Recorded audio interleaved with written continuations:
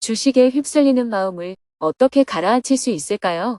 2026년 4월 28일 수행법회 외부 미팅. 안녕하세요. 오늘은 정토행자들이 수행적 관점을 점검하는 수행법회가 있는 날입니다. 스님은 새벽 수행과 명상을 마치고 아침 식사를 한 뒤 오전 10시에 수행법회에 참석했습니다. 먼저 삼귀유와 반야심경 낭독을 하고 주간 정토행자 소식을 영상으로 보았습니다. 스님께 청법가와 청법 3배로 법을 청했습니다. 안녕하세요.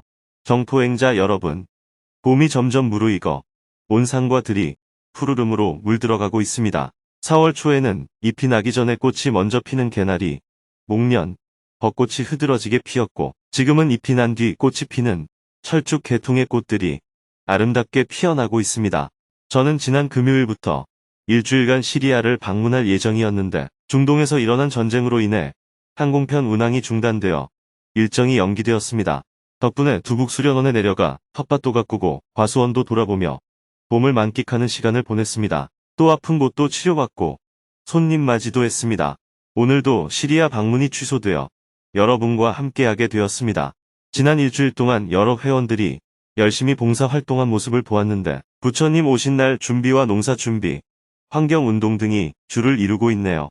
보여준 영상뿐만 아니라 보이지 않는 곳에서 활동하신 분들이 그보다 훨씬 더 많을 것입니다. 모든 봉사자분들께 이 자리를 빌려 감사드리고 우리 모두 그분들의 수고에 감사한 마음을 보내면 좋겠습니다.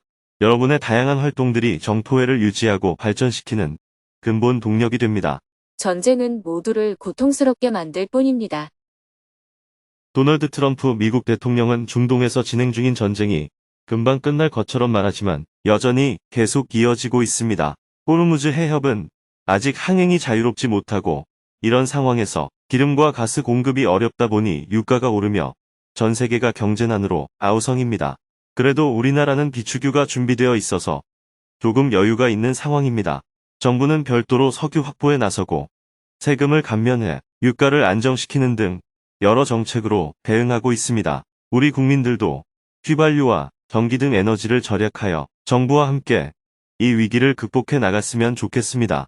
이번 전쟁도 쉽게 끝나지는 않을 것 같습니다. 러시아 우크라이나 전쟁도 처음에는 한두 달 만에 끝난다고 했다가 적어도 1년 안에는 끝날 거라고 예측했지만 벌써 4년이 넘어갔습니다. 미국과 이란 전쟁도 이렇게 계속될 가능성이 높습니다. 전쟁으로 인한 고통은 직접 피해자들만 받는 것이 아닙니다. 전쟁은 세계 경제를 위태롭게 하므로 그 전쟁과 직접적인 연관이 없는 수많은 사람들에게도 어려움을 안겨줍니다. 전쟁을 하는 사람들에게는 이기고 지는 문제가 중요하겠지만 제3자 입장에서는 누가 이기고 지느냐가 그리 중요하지 않고 전쟁은 모두를 고통스럽게 만든다는 점이 중요합니다. 그런데 자신이 이겨야 한다는 일종의 성냄에 사로잡힌 이들이 다른 사람의 고통을 보지 못하고 개인의 승리만을 위해 모두에게 고통을 주고 있습니다. 이는 몇몇 사람이나 일부 지도자들만의 문제가 아닙니다. 우리 모두가 그런 욕망을 가지고 있습니다. 가정에서도 부부가 싸우면서 누가 이기느냐 하는 자존심 대결을 하면 그 영향으로 아이들이 크게 고통받습니다. 국내 정치인들도 누가 이기고 지는지에만 몰두하여 대립과 갈등을 완화하기는커녕 오히려 더 부추기는 결과를 가져오기도 합니다. 정토회와 개인의 정치 참여는 구분되어야 합니다. 다가오는 6월 초에는 지방선거가 있습니다. 요즘은 어디를 가도 선거에 출마한 사람들이 저에게 와서 인사하는 경우가 아주 많습니다. 여러분도 길거리에서 쉽게 볼 수 있을 것입니다. 우리는 민주주의 사회에 살고 있고 민주주의 사회에서는 시민들이 지도자를 직접 선출합니다. 따라서 선거에 참여하여 투표하는 것은 우리 시민들의 권리입니다. 또한 선거에 출마한 사람들 역시 선거법을 위반하지 않는 선에서 마음껏 자신의 능력을 자랑하는 것이 가능한 일입니다. 어떤 정당이나 개인을 지지하는 것도 여러분의 권리에 속합니다. 개인의 정치적 권리 행사를 우리가 나쁘게 보아서는 안 됩니다. 정치의 양상이 우리 눈에 대체로 부정적으로 보이기에 정치 활동을 하는 사람을 부정적으로 볼 수도 있습니다. 그러나 시민들의 정치 활동은 오히려 장려되어야 하고 긍정적으로 보아야 합니다. 다만 정토회는 수행 공동체입니다. 환경운동, 평화운동, 구호활동은 정토회의 이름으로 할 수 있지만 이를 제외한 활동들은 정토회라는 단체 이름을 앞세우며 할 수 없습니다. 물론 정토회원 개인으로는 자유롭게 참여할 수 있습니다. 정토회 이름으로 하지 않는다라고 하니 정토회원들은 정치 활동을 하지 않는다고 오해하는 분도 있고요. 이와 반대로 정토회원 개인은 정치 활동이 자유롭다고 하니 다른 정토회원들에게 정치적 내용이 담긴 문자 메시지를 보내는 분도 있습니다. 이는 둘 다 정토회의 방향과 맞지 않습니다. 여러분은 정치 활동에 대해서 정토회와 회원 개인의 입장을 구분해서 볼 수 있어야 합니다. 정당 가입은 개인의 자유입니다. 그러나 정토회의 이름으로 정당 가입을 권유해서는 안 됩니다. 여러분이 정토회원으로서가 아니라 개인적으로 특정 정당이나 후보를 지지하는 것은 개인의 자유에 속하는 영역입니다. 물론 정토회도 어떤 후보나 정당이 한반도 평화를 지키는데 꼭 필요하다고 판단된다면 지지할 수 있습니다. 또한 환경보호에 탁월한 역량을 보인다면 지지할 수 있습니다. 어렵고 가난한 사람들을 돕는 정책이 뛰어나다면 그것을 지지할 수 있습니다. 그러나 그런 판단은 개인이 결정할 수 없고 반드시 정토회의 의사결정기구에서 충분히 의논하고 결정해야 합니다. 정토회의 설립 목적에 부합하는지, 정토회원들이 동의하는지 등 공식적인 절차를 거쳐야 하는 사안입니다. 요즘과 같은 선거철에 혼란이 없도록 여러분이 이 점을 잘 이해해 주시기를 바랍니다. 어떤 이유로든 침략 전쟁은 정당하지 않습니다. 지금 벌어지고 있는 전쟁을 일으킨 나라들은 세계 군사력이 세계 1, 2위인 미국과 러시아입니다. 러시아가 이웃 나라인 우크라이나를 침공하고 미국과 이스라엘이 이란을 공격하니 세계 여러 나라들이 그에 대해 말을 못하고 있습니다. 약소국 사이에 전쟁이 일어나면 강대국이 즉시 중단해라. 전쟁을 멈추지 않으면 제재를 가하겠다라고 할 수 있었습니다. 실제로 트럼프 대통령은 태국과 캄보디아의 전쟁을 멈추게 하고 인도와 파키스탄의 갈등을 봉합했습니다. 자기가 세계 곳곳의 전쟁을 종식했으니 노벨 평화상을 받아야 한다고 주장하기도 했습니다. 그런데 정작 본인이 전쟁을 일으킨 것에 대해서는 자각하지 못하고 있는 것 같습니다. 본인이 일으킨 전쟁은 평화를 위한 것이라는 착각에 빠져 있어요. 그리고 전 세계가 이 전쟁에 대해 침묵하고 있습니다. 현재 유럽 각국은 이 부당한 침략 전쟁에 반대는 못하더라도 동참은 하지 않고 있습니다. 트럼프 대통령은 우방 국가들이 전쟁에 동참하지 않는다고 비판과 협박을 강하게 하고 있습니다. 최근 유럽의 일부 지도자들과 양심 있는 지식인들은 전쟁에 대해 분명한 반대 입장을 내놓기 시작했습니다. 종교인으로 바티칸을의 54세 교황, 정치인으로 스페인의 총리가 이 전쟁은 부당하다라는 성명을 발표했습니다. 그러자 트럼프 대통령은 교황을 비난하고 스페인을 나토에서 제외해야 한다는 협박을 하고 있습니다.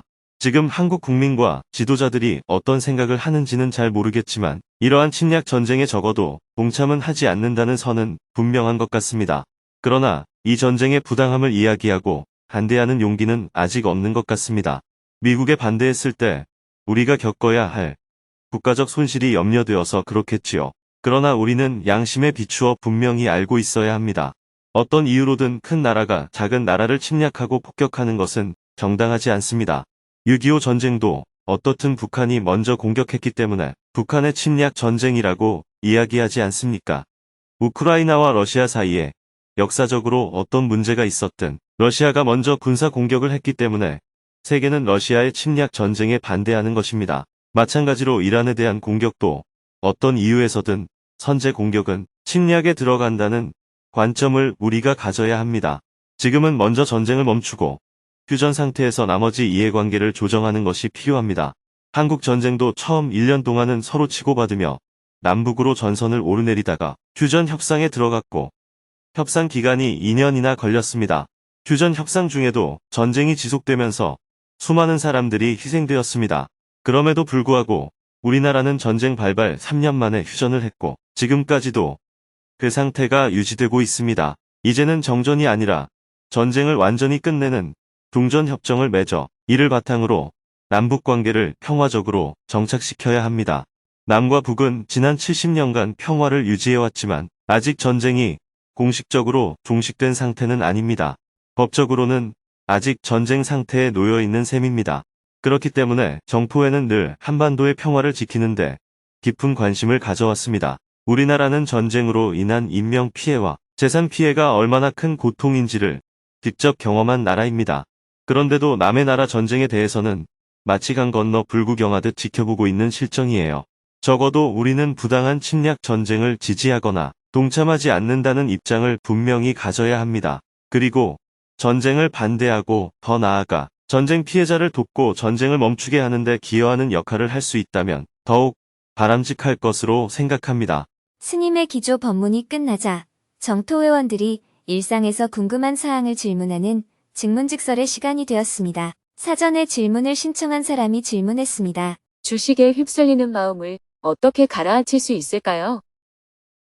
요즘 우리나라 주식시장이 계속 상승세를 이어가다 보니 사람들이 모이면 자연스럽게 주식 이야기를 합니다. 지난주에 참석했던 모임에서도 본래 주제와 상관없이 주식 이야기가 나왔습니다. 어떤 이는 점심을 먹으면서도 휴대전화를 보다가 아이고 오늘 점심값 벌었네. 내가 오늘 점심 살게라고 했고 또 다른 이는 주변에 큰돈을 번 사람이 있는데 그 사람은 공모주 청약만 하더라라고 이야기했습니다. 또 어떤 이는 은행 이자가 3%밖에 안 되는데 연금도 없으니 노후 대비나 자식들을 생각해서 한 달 전부터 주식을 시작했다라고 말하기도 했습니다.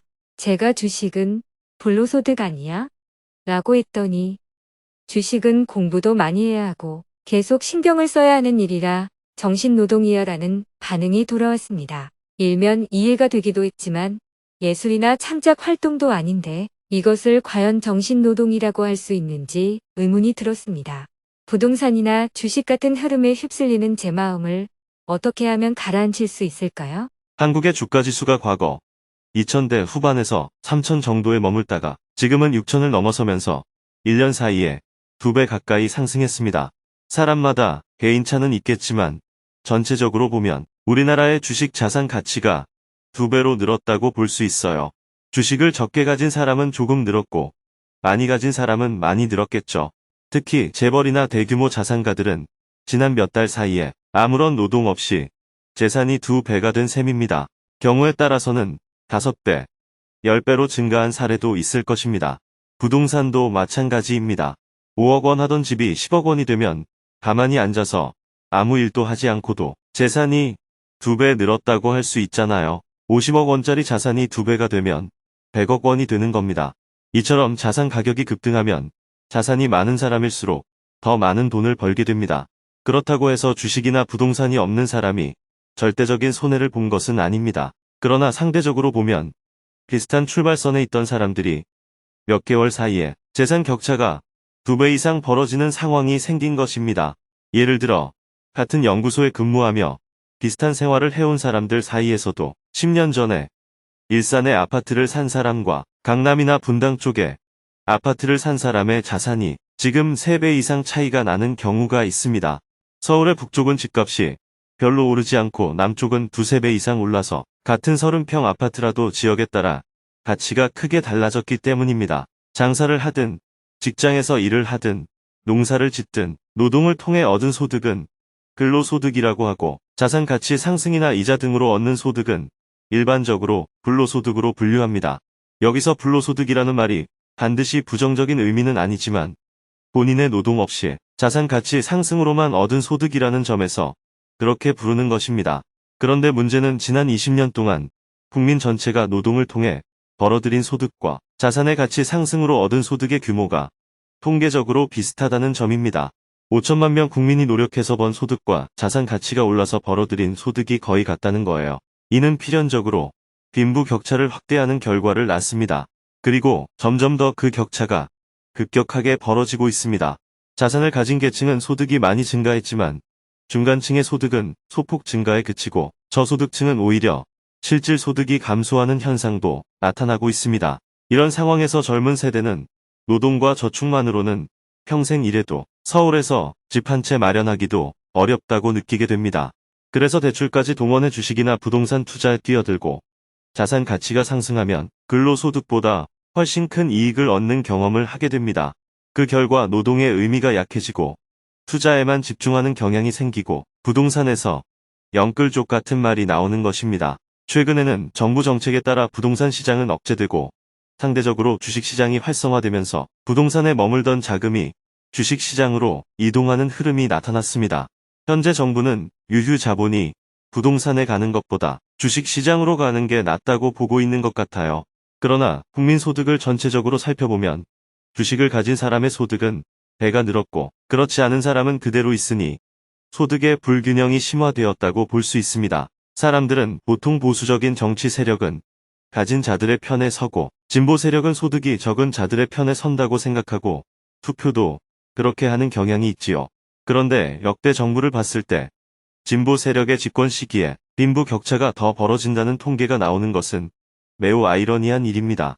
지난 진보 정부 시절에 부동산가 폭등이 있었던 것처럼 이번에는 부동산 대신 주식이 폭등하고 있는 것입니다. 부동산보다는 주식이 오르는 것이 바람직하다고 보는 견해도 있을 수 있지만 국민 전체의 소득 구조를 보면 주식을 가진 사람과 그렇지 않은 사람 사이의 격차는 더 커지고 있습니다. 소득 불균형이 심화된다는 측면에서 현재 상황은 매우 위험하고 불안정하다고 보입니다. 지금 코스피가 6,600인데 앞으로 7,000에서 8,000까지 갈 거라는 이야기도 있습니다. 그동안 망설이며 주식을 하지 않던 사람들이 누가 얼마를 벌었다더라 하는 말에 쌈짓돈까지 꺼내어 덤비고 있잖아요. 막차에 근접해 간다는 의미예요. 많은 사람이 쌈짓돈까지 다 꺼내서 주식시장을 떠받치고 그러다가 어느 정도 지나면 계속 오를 수는 없으니 시장이 정체될 수밖에 없을 것입니다. 정체가 되기 시작하면 이익이 남지 않겠죠. 그러면 주식시장에 있던 거대 자금이 부동산으로 빠져나가겠지요. 지금은 예전에 부동산의 막차를 타듯이 주식의 막차를 타게 될 위험이 높습니다. 작년에 주식을 했으면 이익을 좀 봤을 것이고 주식을 안 하고 망설이다가 지금 시작하면 이익을 볼 가능성보다는 위험성이 더 높아지고 있다고도 볼 수 있습니다. 지금 회사가 잘 되고 국가 경제가 성장해서 주가가 오르는 게 아니잖아요. 돈이 그곳에 많이 몰리니까 값이 오릅니다. 10원짜리가 100원이 되기도 하고 그러다가 돈이 빠져나가 버리면 100원짜리가 10원이 됩니다. 이것을 재테크라고 부르지만 투기성이 매우 높은 것입니다. 투기와 재테크의 기준은 법적으로 허용되면 재테크이고 허용되지 않으면 투기인 것입니다. 도박도 법적으로 허용된 지역에 가서 하면 오락이 되고 재테크가 되는 것과 같습니다. 10,000원 주고 산 주식이 13,000원이 되거나 15,000원이 되면 며칠 동안 기분은 좋지요. 그런데 이것도 막차를 타게 되면 나중에 다 후회하게 됩니다. 지금 주식으로 웃는 사람 중에 앞으로 주식으로 울 사람들이 많아요. 질문자의 질문에 답하자면 투자에 민감한 사람들이 재빠르게 다음 흐름으로 갈아타려고 상황을 살피고 계획을 세우는 전 과정을 정신노동이라고 말할 수가 있느냐는 것입니다. 그런 사람들은 이자가 더 높은 곳을 찾아 돈을 맡기거나 환투기를 할 수도 있습니다. 미국 이자가 5%인데 우리는 3%라고 한다면 돈을 미국으로 옮겨서 저축한다든지 환율 변동을 잘 따져서 환투기한다든지 이는 법적으로 허용되는 일이지만 투기에 가까운 노동이라고 볼 수 있습니다. 그러나 주의해야 할 점은 금융자본이 투기자본으로 변하면 필연적으로 대공황이 오게 되는 위험이 있다는 것입니다. 자본주의 사회에는 언제나 그런 위험이 내재해 있습니다. 경제적으로 이익이 되는 흐름이 보이는데 자신이 그 기회를 잡지 못하고 있다면 그에 따른 이익을 보는 사람들이 부럽고 스스로 후회가 될 것입니다. 요즘 한국 사회에서는 재테크 열풍이 강해지면서 젊은이들이 연봉 1억 원 이상을 주는 회사가 아니면 일할 생각이 없다고 합니다. 많은 중소기업에 일자리가 있어도 일할 사람이 없는 실정이에요. 젊은이들은 직장에서는 용돈벌이나 하고 부모님 집에서 살며 투자로 한탕 크게 벌겠다는 생각을 많이 하는데 그런 생각을 하는 것이 그들의 잘못만은 아닙니다. 왜냐하면 젊은이들이 월급을 받아 한 푼도 안 쓰고 20년을 모아도 서울에 있는 아파트 한 채를 마련하기 어려운 현실이기 때문입니다. 이런 사회 환경 속에서 좌절감을 느끼며 상대적으로 투기적인 일에 더 관심을 가질 수밖에 없지 않나 생각됩니다. 질문자의 친구 모임에서 너도 나도 주식 이야기를 한다는 것은 주식하는 사람들 사이에 흔히 말하듯 시장이 고점에 가까워지고 있다는 신호로 볼 수 있습니다. 고전적으로 구두 닦기가 주식 이야기를 하면 주식을 팔아라. 주식이 폭락해서 자살하는 사람이 나오면 주식을 사라는 말도 있지요.